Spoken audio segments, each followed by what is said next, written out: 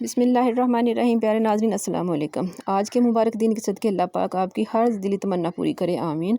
Drama series हमारी बहुत ही अच्छा ड्रामा है। आने वाली एपिसोड में देखें कि जब जमशेद अपनी वालदा के पास आता है तो देखता है कि अम्मा बड़ी परेशान है। अम्मा से कहा गया कि अम्मा क्या बात है, बड़ी खामोश है, आलिया से झगड़ा हो गया आपका?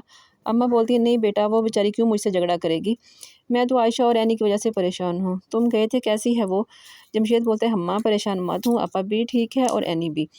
और अम्मा पूछती है जमशेद कारोबार का क्या हुआ, मसला हल हुआ? जमशेद बोलता है अम्मा जहाँ जो गड़बड़ थी मैंने सब ठीक कर दिया है। मैं फ़ाकिर और बाबिस मिलकर सब अच्छा से अच्छा तरह से बिज़नेस को लेकर चल रहे हैं।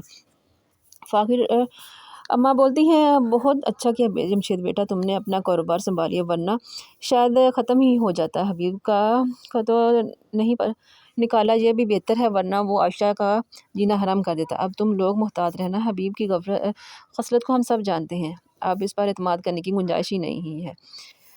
जमशेद कहेगा ठीक है कह रही हैं अम्मा, आप फराज और हबीब दोनों ने मिलकर कारोबार का सत्यानाशी करने में लगे हुए थे। वो तो वक्त पर मीना भाभी मुहतात हो गई और सब कुछ बच गया। अम्मा कहेगी बेटा खूब मेहनत करना तुम कारोबार के लिए, अगर कारोबार तरक्की करेगा तो तुम्हारा भी फ़ायदा है क्योंकि तुम भी हिस्सेदार हो, और समीना तुम पर भरोसा भी बहुत करती है, उसका भरोसा मत टूटने देना।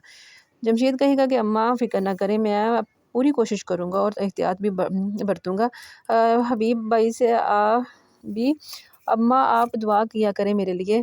अम्मा कहेगी बेटा मैं तुम्हारे लिए बहुत दुआ करती हूँ, देखो अब अयान भी बड़ा हो रहा है और उसके लिए भी तुम्हारी ज़िम्मेदारियाँ हैं, इसके लिए भी कुछ करना होगा।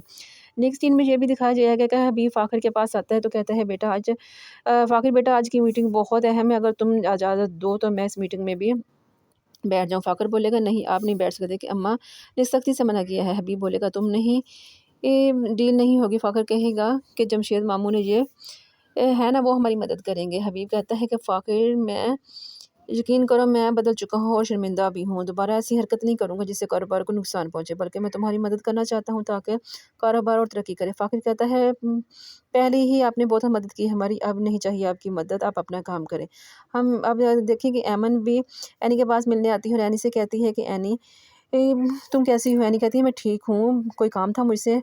ऐमन कहती है हाँ यानी हमज़ा पाकिस्तान आ रहा है, मैं अपने वालिदैन से मिलने, तो मैं चाहती हूँ कि तुम हमज़ा से मिलो और उससे मेरे लिए बात करो और उसे मनाओ कि ताकि वो मुझसे शादी के लिए राज़ी हो जाए। यानी कहती है मैं कैसे बात करूँगी, अगर फ़ाखिर को पता चला तो फ़ाखिर बहुत नाराज़ होगा।